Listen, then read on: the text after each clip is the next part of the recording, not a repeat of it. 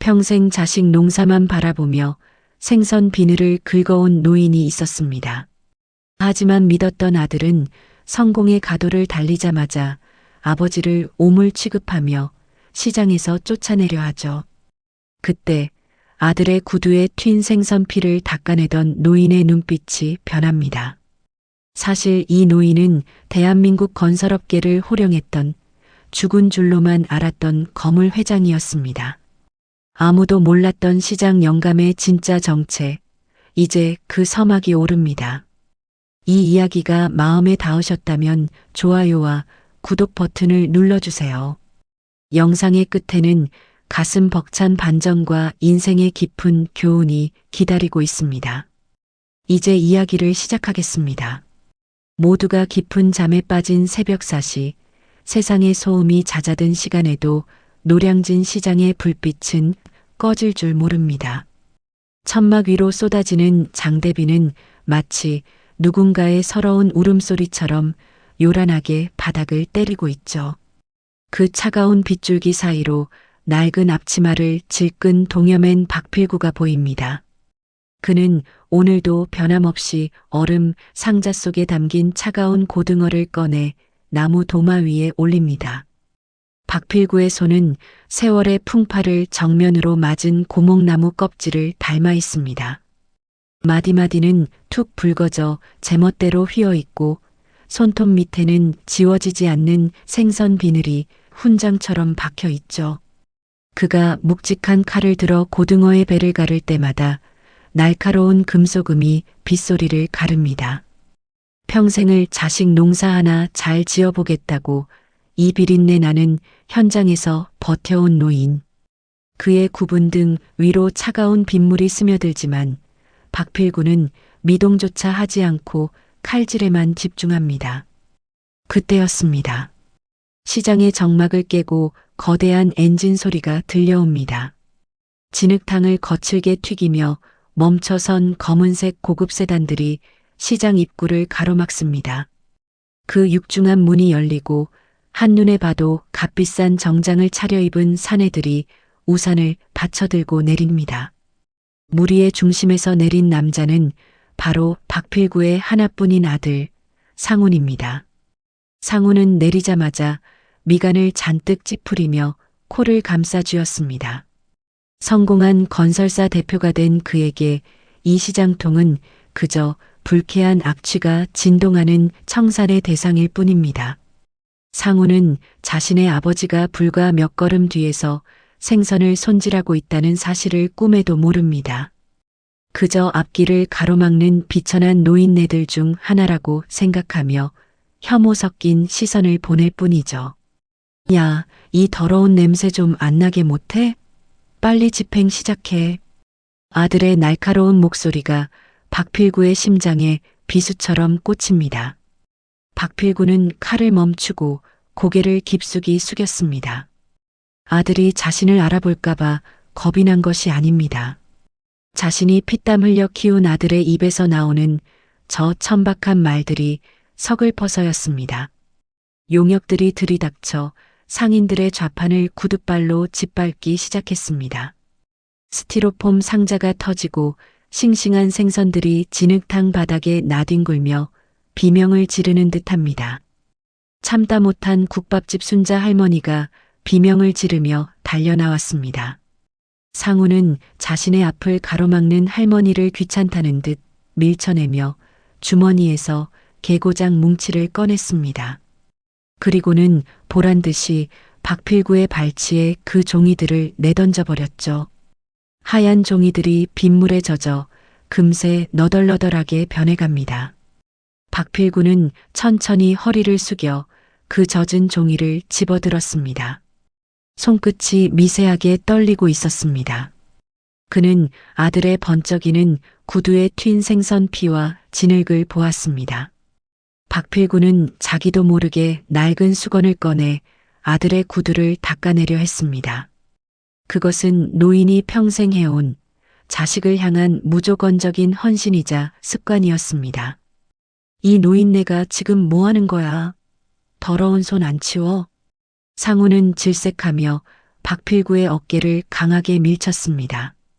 박필구는 빗물 고인 바닥에 힘없이 주저앉았습니다. 하지만 상훈의 눈에는 그저 보상금을 더 타내려고 발악하는 노인의 가련한 연기로 보였습니다. 그는 박필구의 가슴팍에 발을 올리며 차갑게 내뱉었습니다. 당신 같은 인간들 때문에 이 나라가 안 변하는 거야. 돈 몇 푼 주면 그만이지. 왜 이렇게 질척거려? 평생 생선이나 만지며 산 주제에 뭘 안다고 그래. 그 순간 박필구의 눈빛이 변했습니다. 비에 젖어 흐릿하던 눈동자에 날카로운 안광이 서립니다. 그것은 수십 년 전 대한민국 건설 현장의 기틀을 닦았던 거물, 박필구 회장의 눈빛이었습니다. 자신을 모욕하는 것은 견딜 수 있어도 상인들의 삶을 모욕하는 아들을 보며 그는 봉인했던 위험을 꺼내 보입니다.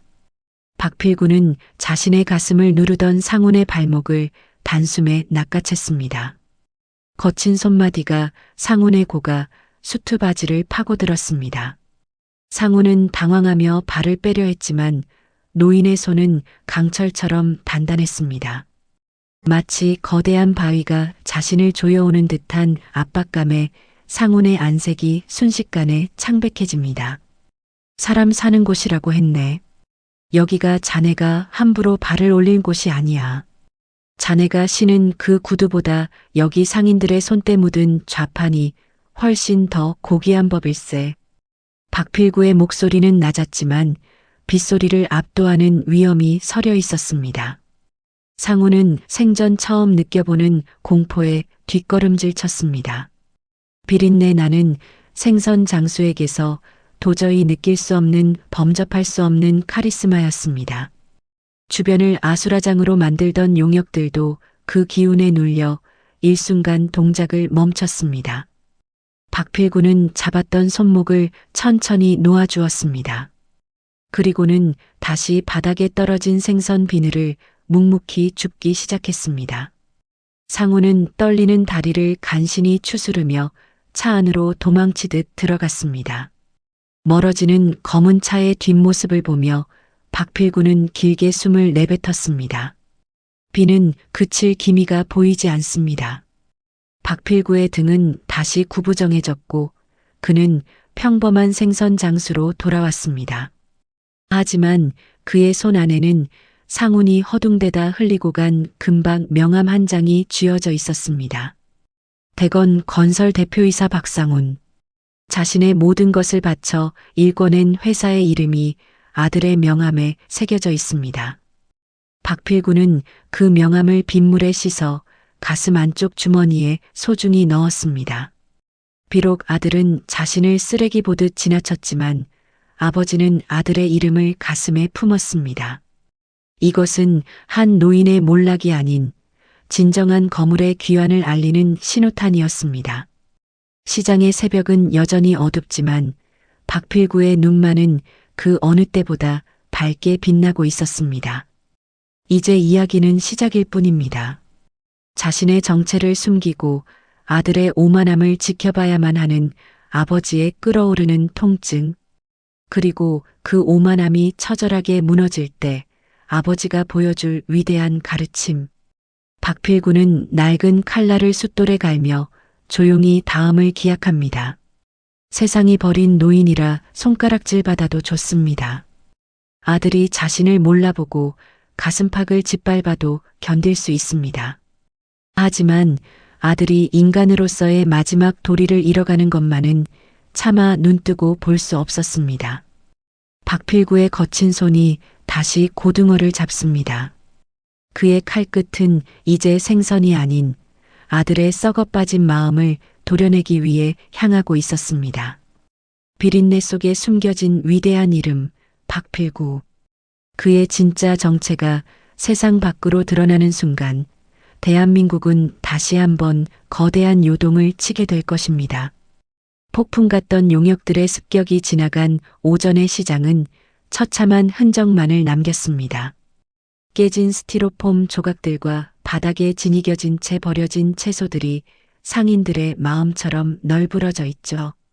박필구는 아무 말 없이 빗물에 젖은 바닥을 대빗자루로 쓸어내립니다. 등 뒤에서 들려오는 상인들의 한숨소리가 무겁게 공기를 누르고 있습니다. 영감님, 아까 그놈들한테 그렇게 당하고도 속이 없어요? 왜 가만히 있었냐고. 순자 할머니가 빨갛게 부어오른 손목을 문지르며 박필구에게 쏘아붙입니다. 박필구는 대답 대신 허리를 굽혀 순자 할머니가 떨어뜨린 국밥집 간판을 조용히 세워놓습니다. 그의 손은 여전히 생선 비늘로 덮여 있지만 아까 상훈의 손목을 잡았던 그 서늘한 기운은 온데간데 없습니다. 그저 힘없고 고집스러운 노인의 뒷모습일 뿐이었죠. 박필구는 시장 골목 가장 깊숙한 곳, 볕도 잘 들지 않는 작은 단칸방으로 발걸음을 옮깁니다. 삐걱거리는 문소리가 적막한 방 안에 유난히 크게 울려 퍼집니다. 방 한 구석, 낡은 장롱을 열자 그 안에는 세월의 먼지가 켜켜이 쌓인 작은 철제 금고 하나가 놓여 있습니다. 박필구는 떨리는 손으로 비밀번호를 누릅니다. 그 번호는 바로 아들 상훈이 태어났던 날의 날짜였습니다. 금고 문이 열리자 빛바랜 신문 뭉치와 낡은 인감도장이 모습을 드러냅니다. 신문 일면에는 지금의 상훈이 운영하는 대건 건설의 전신인 박필구 토건의 기사가 실려 있죠. 건설업계의 전설 박필구, 돌연 은퇴 후 잠적이라는 헤드라인이 노인의 눈가에 머뭅니다. 박필구는 그 기사 옆에 놓인 가족사진 한 장을 꺼내 들었습니다. 사진 속 어린 상훈을 안고 환하게 웃고 있는 젊은 박필구의 모습은 지금의 초라한 노인과 너무나 대비됩니다. 상훈아, 내가 너를 이렇게 키웠더냐. 사람의 눈물을 먹고 자라는 성공은 독약일 뿐인데. 박필구의 혼잣말이 빈방에 공허하게 흩어집니다. 그는 서랍 깊숙한 곳에서 낡은 통장 하나를 꺼냈습니다. 매일 생선을 팔아본 푼돈을 한 번도 쓰지 않고 꼬박꼬박 저축해온 기록이 빼곡합니다. 자신을 벌레 보듯 무시하는 아들이지만 아버지는 혹시라도 아들이 넘어질 때를 대비해 마지막 보루를 준비하고 있었습니다. 통장의 잔액은 이미 억 단위를 훌쩍 넘어가고 있었죠. 그때 방 밖에서 누군가의 인기척이 느껴졌습니다. 박필구는 서둘러 금고를 닫고 이불로 덮었습니다. 방문을 열고 나타난 사람은 상훈의 최측근인 최 비서였습니다. 그는 10수년 전 박필구 회장을 그림자처럼 보좌하던 충직한 청년이었죠. 최 비서는 방 안에 앉아 있는 박필구를 보자마자 바닥에 무릎을 꿇고 엎드렸습니다. 회장님, 결국 이렇게 계셨던 겁니까? 도련님이, 아니 대표님이 하시는 짓을 보고만 계실 겁니까? 최 비서의 목소리가 떨려옵니다. 박필구는 천천히 고개를 저으며 최 비서에게 일어나라고 손짓합니다. 그의 눈은 아들에 대한 분노보다는 깊은 슬픔으로 가득 차 있었습니다. 상훈이가 아직 세상을 모르는 게야. 돈이 힘인 줄 알고 사람이 밑바닥인 줄만 알지. 내가 지은 죄가 많아 저 녀석이 저렇게 변한 것이니 누구를 탓하겠나. 박필구는 담배 한 대를 꺼내 물었습니다. 필터 끝이 가늘게 떨리고 있었지만 그의 목소리는 여전히 태산처럼 묵직했습니다. 그는 최 비서에게 작은 쪽지 하나를 건넸습니다. 거기에는 상훈이 지금 추진하는 철거 계획의 치명적인 허점과 자금줄의 정보가 적혀 있었습니다. 시장 상인으로 살면서도 박필구는 업계의 흐름을 단 한순간도 놓치지 않았던 것입니다.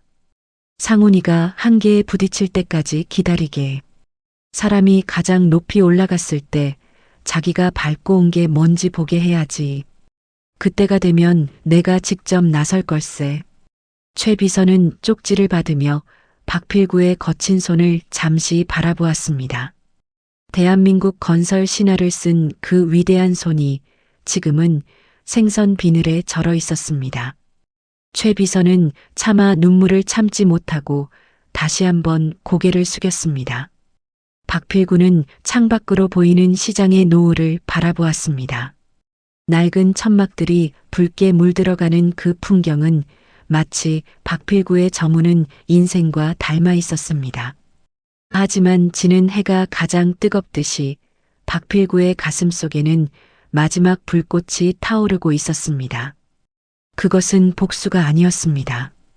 길을 잃고 괴물이 되어가는 아들을 다시 사람으로 돌려놓으려는 아버지의 처절한 훈육이었습니다. 어둠이 내린 방 안에서 박필구는 다시 낡은 앞치마를 집어듭니다.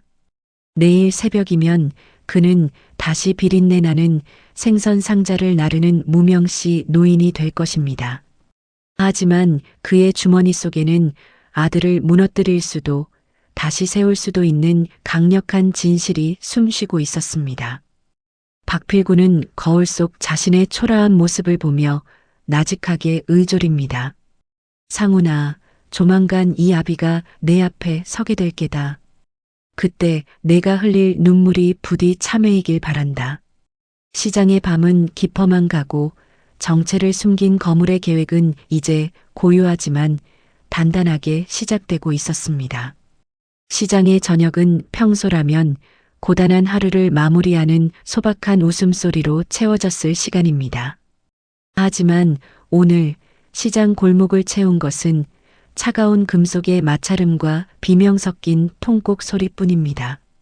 거대한 포크레인이 괴물 같은 주둥이를 치켜들고 상인들의 살터인 천막을 찢어발깁니다. 수십 년간 비바람을 막아주던 낡은 천막들이 힘없이 바닥으로 고꾸라집니다. 순자 할머니가 포크레인 앞 진흙탕에 몸을 던져 들어 누웠습니다. 나를 죽이고 가라. 이놈들아. 여기가 어떤 곳인데 감히.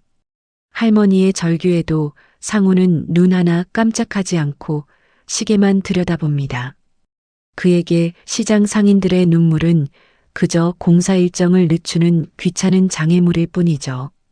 상우는 곁에 선 용역들에게 턱짓으로 차갑게 명령을 내립니다. 질질 끌어서라도 치워. 시간 낭비하지 말고. 그때 군중 사이를 헤치고 박필구가 나타났습니다. 그는 평소처럼 낡은 앞치마 차림이었지만 걸음걸이에는 범접할 수 없는 무게감이 실려 있습니다. 박필구는 진흙투성이가 된 순자 할머니를 조심스럽게 일으켜 세웠습니다. 그리고는 천천히 고개를 들어 자신의 아들 상훈을 똑바로 응시합니다. 그 눈빛은 아버지가 자식을 보는 따뜻함이 아니라 잘못된 길을 가는 자를 꾸짖는 엄격한 스승의 것이었습니다. 박필구는 상훈의 앞으로 한 걸음 더 다가갔습니다. 상훈은 자신도 모르게 움찔하며 뒤로 물러서려다 주변의 시선을 의식한 듯 짐진 목소리를 높입니다. 또 당신이야?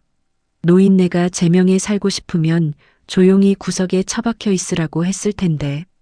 상훈은 박필구의 멱살을 거칠게 잡아챘습니다. 고가의 명품 정장을 입은 아들의 손이 생선 비늘 묻은 아버지의 낡은 셔츠를 구겨놓습니다.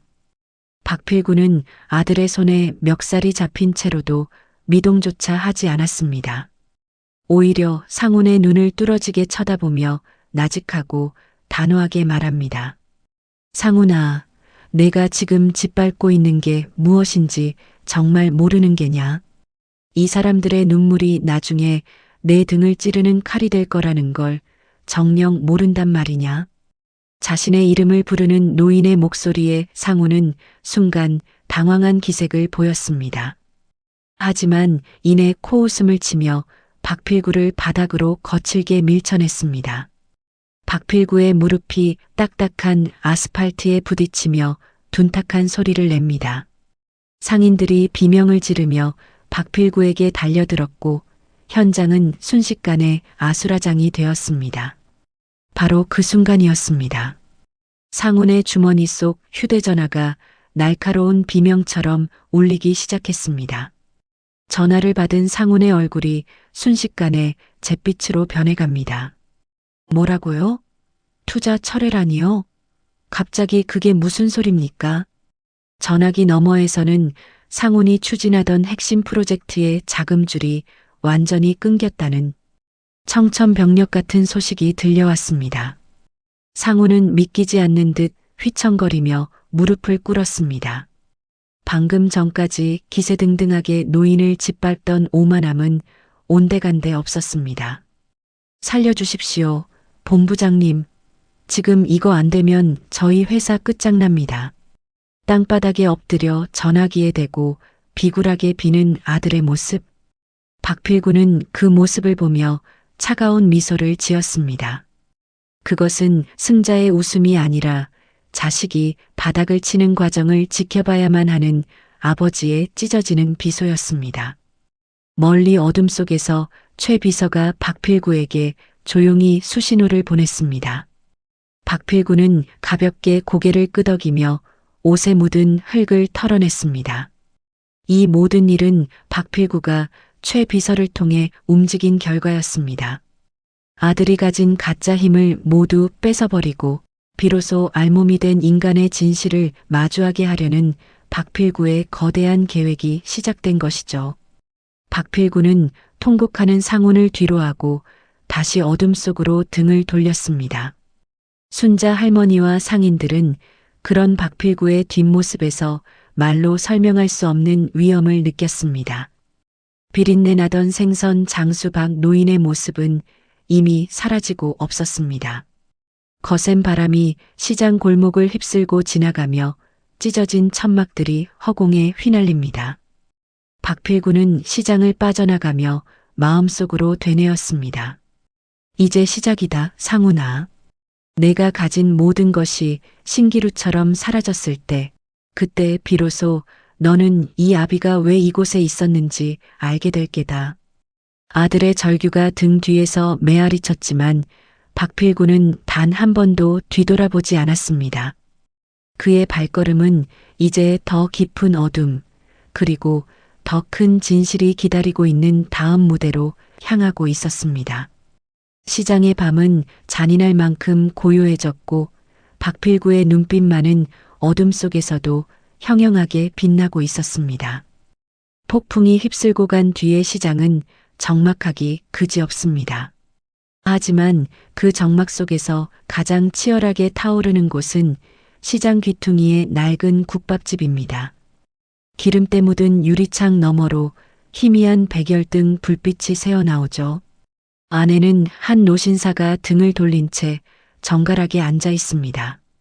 비린내 나는 앞치마 대신 수십 년 전 맞춤 제작했던 짙은 감색 수트를 차려입은 박필구입니다. 국밥집 문이 거칠게 열리며 상훈이 들이닥칩니다. 헝클어진 머리와 흙탕물이 튄 셔츠는 그가 얼마나 절박한 상황인지를 여실히 보여주죠. 상훈은 최 비서의 안내를 받으며 식탁 앞에 섰습니다. 자신을 살려줄 유일한 자금줄, 익명의 큰 손이 시장 국밥집에 있다는 사실이 미심쩍었지만 지금의 그에게는 찬밥 더운 밥 가릴 처지가 아니었습니다. 상훈은 노신사의 뒷모습을 향해 허리를 90도로 꺾어 숙였습니다. 회장님, 이렇게 뵙게 되어 영광입니다. 죽어가는 저희 회사를 한 번만 살펴주십시오. 은혜는 평생 잊지 않겠습니다. 상훈의 목소리는 비굴할 정도로 떨리고 있었죠. 그는 상대가 누구인지도 모른 채 그저 돈줄을 쥔 권력자 앞에 머리를 조아릴 뿐입니다. 박필구는 천천히 찻잔을 내려놓았습니다. 달그락거리는 소리가 국밥집 안의 정적을 날카롭게 가릅니다. 박필구는 아무 말 없이 의자를 돌려 상훈을 마주 보았습니다. 상훈은 고개를 들다 말고 그대로 얼어붙었습니다. 자신이 며칠 전 멱살을 잡고 진흙탕에 내팽개쳤던 그 생선 장수 박필구가 그곳에 앉아 있었기 때문입니다. 회장님을 뵙겠다고 하지 않았느냐? 그런데 왜 그리 놀란 게냐? 박필구의 목소리는 낮고 묵직하게 깔렸습니다. 생선 가격을 흥정하던 노인의 목소리가 아니라 수만 명의 직원을 호령하던 제왕의 목소리였죠. 상우는 들고 있던 서류 가방을 바닥에 떨어뜨렸습니다. 다리가 풀린 듯 뒤로 자빠지며 식탁 모서리를 붙잡았지만 그의 눈은 여전히 경악으로 가득 차 있었습니다. 아버지, 당신이 어떻게 여기에? 대체 이게 무슨? 상우는 말을 잇지 못하고 입만 벙긋거렸습니다. 박필구는 곁에 서 있던 최 비서에게 눈짓했습니다. 최 비서는 품 안에서 서류 한 뭉치를 꺼내 상훈의 발치에 내려놓았죠. 그것은 상훈의 회사가 가진 채무를 박필구가 모두 인수했다는 증서와 과거 박필구 토건의 법인 인감이 찍힌 서류들이었습니다. 박필구는 상훈이 바닥에 던졌던 그 젖은 계고장을 다시 꺼내 상훈 앞에 놓았습니다. 내가 짓밟은 건 이 낡은 시장이 아니다. 내 아비의 진심과 내가 사람으로서 가져야 할 최소한의 예우를 짓밟은 것이지. 박필구의 눈빛은 서늘한 칼날 같았습니다. 상훈은 자신의 아버지가 그저 가난에 찌들어 도망친 패배자인 줄로만 알았습니다. 하지만 눈앞에 박필구는 자신이 감히 범접할 수 없는 거대한 산처럼 서 있었죠. 최 비서가 박필구의 뒤에 부동자세로 섰습니다. 대표님, 회장님께서는 도련님이 스스로 깨닫기를 20년을 기다리셨습니다. 하지만 도련님은 결국 괴물이 되셨군요. 최 비서의 일갈에 상우는 고개를 떨구었습니다. 자신이 성공이라고 믿었던 그 화려한 성벽이 사실은 아버지가 깔아놓은 보호막 안에서 이루어진 모래성임을 깨달은 것입니다. 박필구는 식어버린 차를 한 모금 마셨습니다. 그의 손등에 박힌 굳은 살과 생선 가시, 흉터들이 수트 소매 사이로 언뜻 보였습니다. 그 흉터들은 아들을 지키기 위해 아버지가 감내해온 훈장이었습니다. 박필구는 상훈을 향해 나직하게 덧붙였습니다. 돈으로 세운 성은 돈으로 무너지지만 사람으로 세운 성은 결코 무너지지 않는다. 너는 오늘 내 성이 무너지는 것을 보았으니 이제 무엇을 해야 할지 고민해 보거라.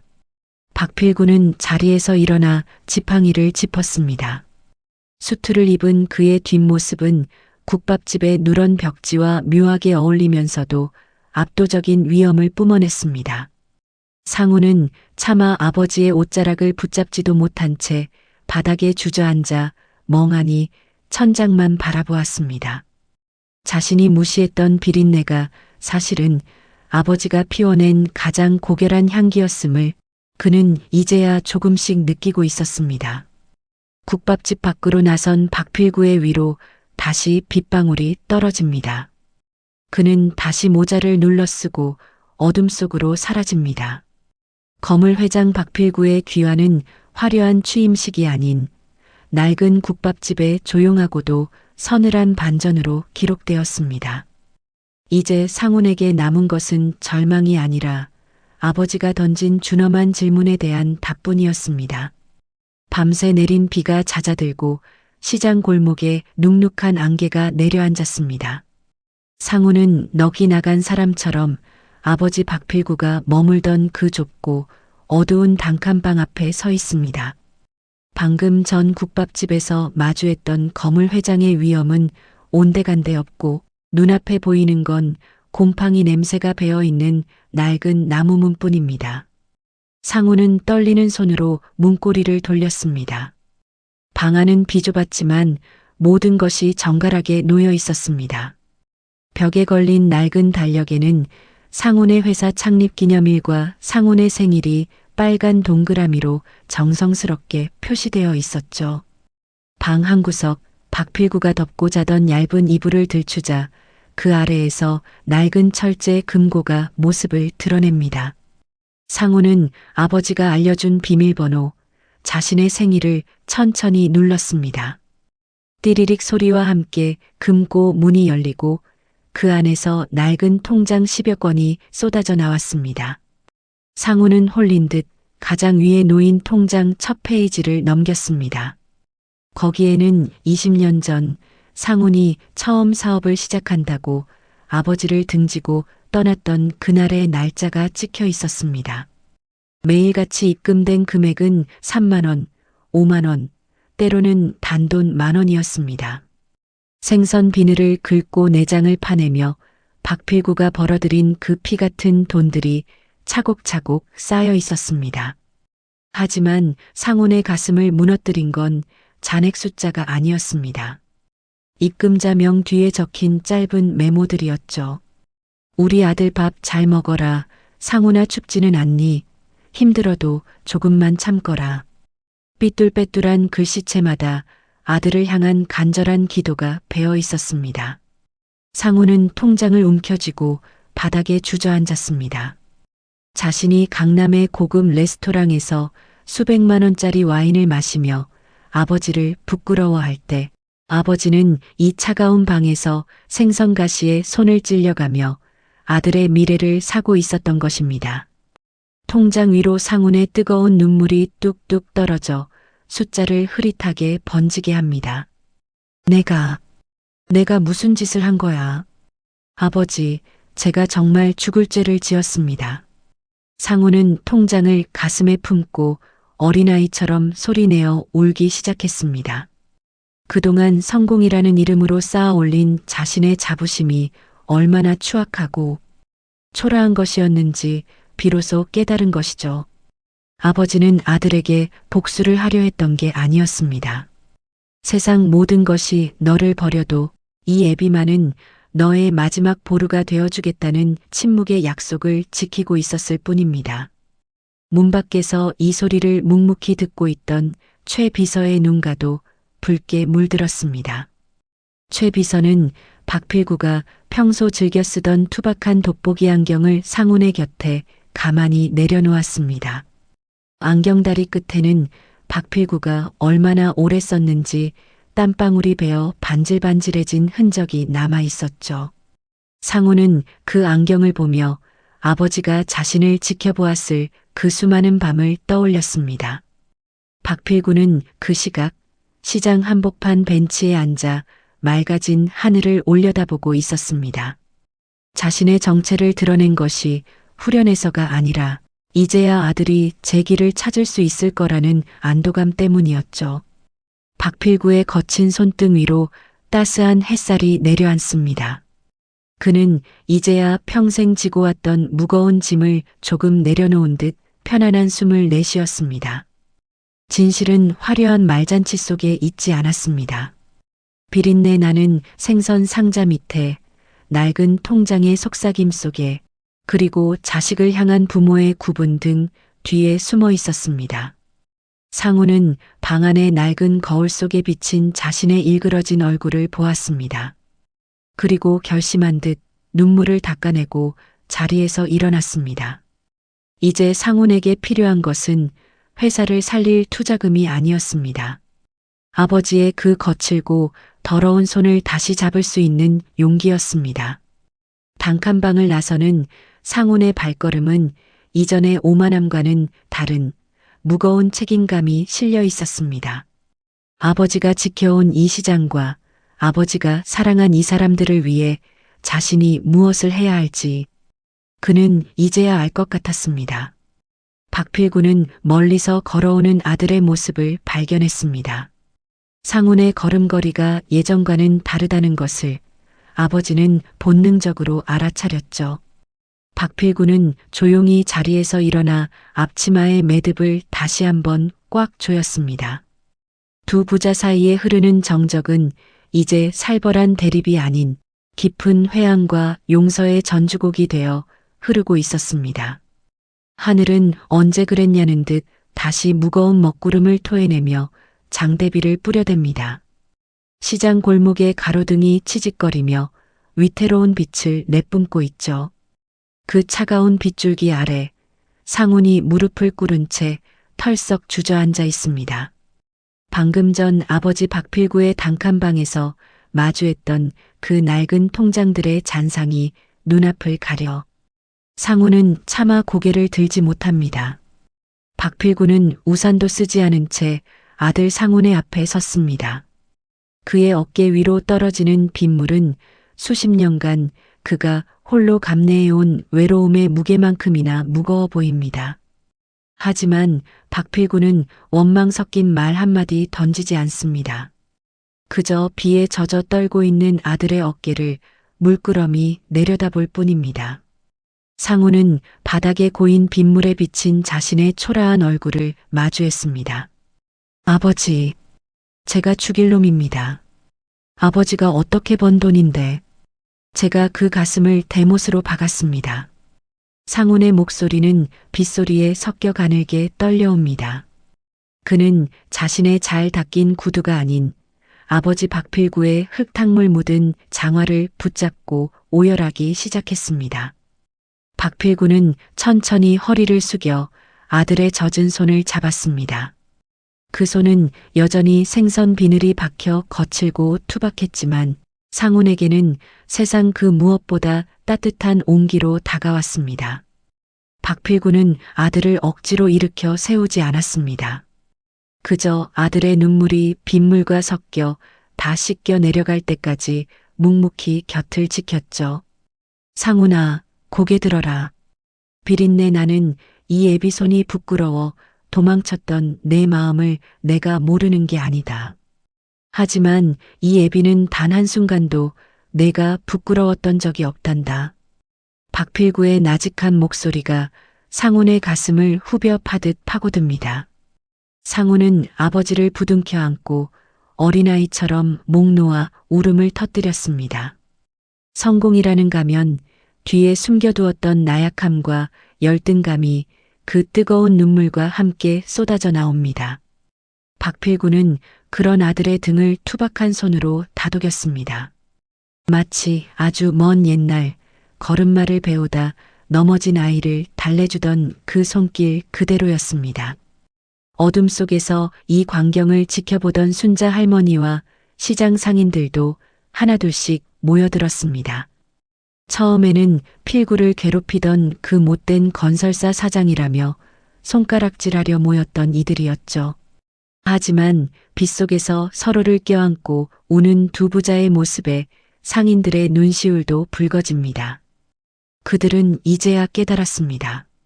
박필구가 왜 그토록 이 비린내 나는 시장을 떠나지 못하고 생선을 팔아왔는지를요. 저 양반 저러려고 그 고생을 했구먼. 자식놈 사람 만들려고. 순자 할머니가 앞치마 끝으로 눈물을 훔치며 나직하게 의졸입니다. 상인들은 배신감보다 박필구가 견뎌온 세월의 무게에 숙연해졌습니다. 시장의 소음은 잦아들고 오직 빗소리와 상훈의 흐느낌만이 골목을 가득 채웁니다. 박필구는 아들의 젖은 머리카락을 쓸어 넘겨주었습니다. 이제 됐다. 비에 젖은 옷은 갈아입으면 그만이고 굽은 길은 다시 펴서 걸으면 되는 게야. 너는 내 아들 아니냐? 그 한마디에 상훈은 비로소 용서받았음을 느꼈습니다. 자신이 짓밟았던 시장의 흙탕물이 이제는 자신의 영혼을 닦아주는 성수처럼 느껴졌죠. 상훈은 아버지의 부축을 받으며 천천히 자리에서 일어났습니다. 무릎에 묻은 진흙을 털어내지 않은 채 그는 자신을 지켜보던 상인들을 향해 돌아섰습니다. 그리고는 생전 처음으로 시장 사람들에게 깊이 고개를 숙였습니다. 오만한 건설사 대표의 고개가 아닌 한 인간으로서 진심을 다한 사죄였습니다. 박필구는 그런 아들의 곁에 든든하게 버티고 섰습니다. 그의 눈빛은 이제 슬픔을 넘어 아들을 다시 세상의 빛으로 인도하려는 강한 의지로 빛나고 있었죠. 비는 여전히 쏟아지고 있었지만 두 사람의 마음속에는 이미 구름 뒤에 햇살이 비치고 있었습니다. 박필구는 아들의 손을 꼭 잡고 국밥집의 따뜻한 불빛을 향해 한 걸음을 내디뎠습니다. 인간의 진심은 가장 낮은 곳에서 피어난다는 것을 박필구는 아들의 눈물을 통해 증명해 보였습니다. 시장의 밤은 깊어갔지만 그 어둠은 이제 두려움이 아닌 새로운 시작을 준비하는 포근한 보금자리가 되어 주었습니다. 대건 건설의 본사 회의실은 숨소리조차 들리지 않는 서늘한 긴장감에 휩싸여 있습니다. 중앙에 놓인 대형 스크린에는 전통시장 철거 및 쇼핑몰 건립 계획 백지화라는 글자가 선명하게 떠 있죠. 상훈을 몰아내고 시장 부지를 강제로 집어삼키려던 이사진들은 분노 섞인 야유를 퍼붓습니다. 상훈은 그들의 비난 속에서도 흔들림 없이 단상 앞을 지키고 서 있습니다. 어제의 오만했던 눈빛 대신 아버지가 가르쳐준 책임감이라는 무게가 그의 어깨에 실려 있었죠. 상훈이 너 지금 제정신이야? 이 사업에 들어간 자금이 얼마인데 이제 와서 백지화야. 투자자들 다 떨어져 나가고 회사 망하는 꼴 보고 싶어서 이래? 이사들이 상훈을 향해 삿대질하며 고성을 지르던 그 순간이었습니다. 회의실의 육중한 문이 천천히 그러나 거부할 수 없는 위압감을 풍기며 열립니다. 모두의 시선이 문 쪽으로 쏠렸고 그곳에는 낡은 앞치마를 벗어 던진 박필구가 서 있었습니다. 수십 년 전 맞춤 제작했던 은은한 광택이 흐르는 최고급 수트가 박필구의 다부진 체격 위로 완벽하게 떨어집니다. 비린내 나던 노인이 아닌 업계를 호령하던 거대 제왕의 귀환이었습니다. 박필구는 지팡이를 짚고 한 걸음씩 회의실 안쪽으로 걸어 들어왔습니다. 지팡이가 대리석 바닥을 치는 소리가 불규칙하게 날뛰던 이사들의 고함을 단번에 잠재웁니다. 최 비서가 박필구의 뒤를 든든하게 보좌하며 상훈의 곁으로 안내했죠. 상훈은 아버지의 모습을 보고 조용히 고개를 숙여 예를 표했습니다. 박필구는 아들의 어깨를 한번 강하게 쥐어주며 이제는 물러나지 말라는 무언의 신뢰를 보냅니다. 박필구는 회의실 상석에 앉아있던 탐욕스러운 전 이사를 뚫어지게 응시했습니다. 자네 여전히 목소리만 크군. 내가 없는 동안 사람 대접받고 살았나 보지. 박필구의 나직한 한마디에 회의실 전체가 얼음물을 끼얹은 듯 조용해졌습니다. 그의 목소리는 작았지만 방 안의 공기를 압도하는 권위가 서려 있었죠. 박필구를 알아본 몇몇 원로 이사들은 사색이 되어 자리에서 일어나 허리를 굽혔습니다. 박필구는 품 안에서 누렇게 바랜 서류 봉투 하나를 꺼내 테이블 위에 던졌습니다. 이게 뭔가 싶겠지. 대건 건설의 주식 40% 그리고 내가 지난 20년간 시장 구석에서 모은 자산의 기부 증서일세. 이사들은 서둘러 서류를 넘겨보며 손을 떨기 시작했습니다. 그것은 단순히 돈의 뭉치가 아니었습니다. 상훈을 위협하던 반대 세력들의 비리 장부와 그들을 단숨에 해임할 수 있는 법적 근거들이 함께 담겨 있었죠. 박필구는 떨고 있는 이사들을 향해 사자처럼 매서운 눈빛을 던졌습니다. 돈은 잃어도 사람은 잃지 말라고 가르쳤거늘 자네들은 사람을 짓밟고 돈을 벌려 했어. 내 아들이 잠시 길을 잃었으나 이제 돌아왔으니 자네들의 쓰임새도 여기까지일세. 상훈은 아버지의 등 뒤에서 뜨거운 전율을 느꼈습니다. 자신이 그토록 가지고 싶어 했던 권위라는 것이 타인을 억누르는 힘이 아니라 진실을 지키는 단단한 방패임을 깨달은 순간이었습니다. 상훈은 아버지의 눈짓을 받고 다시 단상 앞으로 나섰습니다. 회장님의 뜻에 따라 우리 대건 건설은 시장 상인들과 상생하는 새로운 길을 갈 것입니다. 이 결정에 반대하시는 분들은 지금 이 방을 나가 주십시오. 상훈의 목소리에는 이제 떨림이 없었습니다. 아버지가 깔아준 정당한 길 위에서 그는 비로소 진정한 경영자로 거듭나고 있었죠. 욕심에 눈이 멀었던 이사들은 박필구의 기세에 눌려 찍소리도 못한 채 짐을 챙겨 나갔습니다. 회의실에 단둘이 남게 된 부자 사이로 창밖에 따스한 오후 햇살이 비쳐듭니다.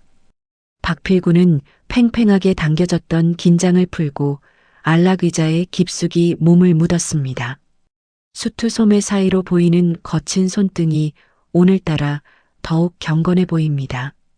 상우는 말없이 다가가 아버지의 무릎 위에 자신의 손을 포개어 올렸습니다. 아버지, 감사합니다. 저를 포기하지 않아 주셔서. 박필구는 아들의 손을 맞잡으며 인자한 미소를 지어 보였습니다. 고생했다, 상훈아. 이제 이 아비의 앞치마는 내가 물려받은 셈이다. 시장 사람들의 땀 냄새가 내 수트의 향수 냄새보다 더 귀하다는 걸 잊지 말거라. 박필구는 다시 자리에서 일어나 지팡이를 잡았습니다. 그는 화려한 회장실 책상에 앉는 대신 다시 자신의 일터였던 시장으로 돌아갈 준비를 합니다. 가장 높은 곳에서 가장 낮은 곳을 향하는 그의 뒷모습은 승리자의 그것보다 훨씬 더 위대해 보였습니다. 거물 회장 박필구가 남긴 마지막 훈육은 차가운 복수가 아닌 따뜻한 상생과 용서의 기적으로 마무리되고 있었습니다. 도심의 화려한 빌딩 숲 위로 붉은 노을이 내려앉을 무렵 시장의 새벽은 다시금 활기를 찾습니다. 철거 위기에 몰렸던 천막들은 이제 튼튼한 지지대와 깨끗한 덮개로 갈아입고 시장 상인들의 웃음소리를 품고 있죠. 박필구는 오늘도 변함없이 낡은 앞치마를 두르고 고등어 괴짝을 나릅니다. 수조 안에서 펄떡이는 물고기들의 움직임이 마치 박필구의 되찾은 생명력처럼 힘차 보입니다.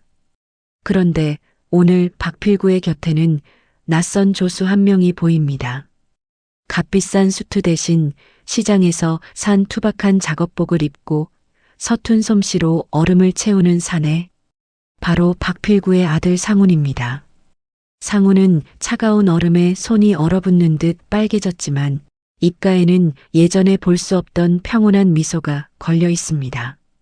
아버지가 평생 걸어온 이 비린내 나는 길에 발을 들여놓으며 그는 비로소 진짜 어른이 되는 법을 배우고 있습니다. 아버지, 이 정도면 됐습니까? 얼음이 금방 녹을 것 같은데요. 상훈의 묻는 말에 박필구는 묵묵히 고개를 끄덕이며 아들의 어깨를 툭 칩니다. 얼음은 녹아도 생선의 싱싱함은 남아야 하는 게다. 사람 마음도 똑같은 거야. 거칠애는 사라져도 진심은 남아야 장사가 되는 법이지. 박필구의 투박한 가르침에 상훈은 깊은 생각에 잠긴 듯 고개를 끄덕입니다. 성공이라는 화려한 간판 뒤에 숨어 사람을 수단으로만 보았던 지난 날들이 부끄럽게 느껴집니다. 순자 할머니가 김이 모락모락 나는 국밥 2그릇을 쟁반에 받쳐들고 다가옵니다. 아이고, 우리 시장에 귀한 조수가 들어왔네. 자, 일들 그만하고 뜨끈할 때 한 그릇씩 들어요. 상훈은 할머니가 건네는 숟가락을 받으며 허리를 숙여 인사합니다. 예전 같으면 냄새난다며 피했을 국밥 냄새가 이제는 세상에서 가장 구수한 향기로 다가옵니다. 박필구와 상훈, 그리고 순자 할머니가 좌판 옆 작은 평상에 나란히 앉아 국밥을 나누어 먹습니다. 박필구는 아들이 맛있게 국밥을 비우는 모습을 보며 비로소 마음속 깊은 곳에 남아있던 마지막 응어리를 씻어냅니다. 자신이 가진 수천억의 자산보다 지금 아들과 함께 나누는 2만 원짜리 국밥 한 그릇이 훨씬 더 값지다는 것을 그는 잘 알고 있습니다. 시장 사람들은 이제 박필구를 회장님이라 부르지 않습니다. 그저 언제나 그 자리에 있어주는 든든한 박 노인으로 대할 뿐이고 박필구 역시 그 부름이 가장 편안합니다. 하지만 평화로운 시장 풍경 너머로 묘한 긴장감이 흐르기 시작합니다. 시장 입구에 번쩍이는 은색 승용차 한 대가 멈춰섭니다. 차에서 내린 사람은 고급스러운 모피 코트를 입고 선글라스를 쓴 중년 여인이었습니다. 그녀의 등장은 시장의 서민적인 풍경과는 도저히 어울리지 않는 이질적인 기운을 뿜어냅니다. 여인은 천천히 선글라스를 벗으며 박필구의 생선 가게 쪽을 응시합니다. 여인의 시선을 느낀 박필구의 숟가락이 멈췄습니다. 박필구의 눈동자가 미세하게 떨리며 평소의 평정심이 일순간 무너집니다. 그녀는 수십 년 전 박필구의 곁을 떠나 행방이 묘연했던 박필구의 아내이자 상훈의 생모였습니다. 죽은 줄로만 알았던 혹은 잊으려 애썼던 과거의 그림자가 다시 박필구의 앞에 나타난 것입니다. 상훈아, 내 어머니 아니냐? 박필구의 갈라진 목소리에 상훈도 고개를 들었습니다. 여인은 아무 말 없이 박필구를 향해 차가우면서도 슬픈 미소를 지어 보입니다. 그녀의 손에 들린 작은 서류 가방이 흔들리는 모습에서 또 다른 거대한 폭풍이 다가오고 있음을 예감하게 하죠. 시장의 소음이 멀어지고 박필구와 여인 사이에는 팽팽한 정적이 가로놓입니다. 박필구는 천천히 자리에서 일어났습니다. 비린내 나는 앞치마를 두른 거물 회장과 화려한 모습으로 돌아온 과거의 연인. 인생은 하나의 산을 넘으면 또 다른 산이 기다리고 있다는 듯 박필구의 노년은 다시 한번 요동치기 시작합니다. 그는 쥐고 있던 낡은 칼을 내려놓으며 여인을 향해 무거운 발걸음을 뗍니다. 인생의 진정한 유산은 돈이 아니라 사람이라고 믿어온 박필구. 하지만 그가 지키려 했던 평화 위에 다시금 과거의 어두운 그림자가 내려앉습니다. 과연 그는 돌아온 아내를 어떻게 맞이할까요? 그리고 그녀가 가져온 진실은 또 어떤 파장을 불러일으킬까요? 박필구의 뒷모습이 노을 속으로 길게 늘어지며 이야기는 새로운 국면을 예고한 채 막을 내립니다.